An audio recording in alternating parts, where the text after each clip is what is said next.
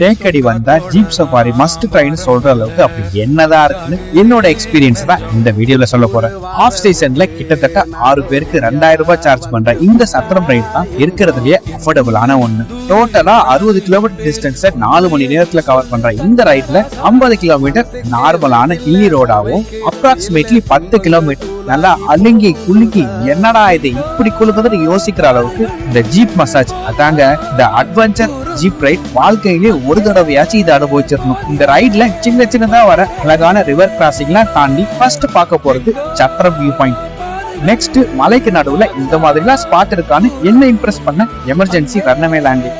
லாஸ்டா tea estate view spice கார்டனையும் cover பண்ணாங்க. அட்வென்ச்சரான ஜீப் ரைட ஒரு தடவையாச்சும் அஃபோர்டபுள் ரேட்ல அனுபவிக்கணும்னா இதை சூஸ் பண்ணிக்கோங்க. இல்ல நான் காட்டுக்குள்ள போய் அனிமல்ஸையும் பார்க்கணும்னா இங்க இருக்கிற வேற ரைடை சூஸ் பண்ணிக்கோங்க. சத்திரம் சஃபாரில அனிமல்ஸ் பார்க்க முடியாது.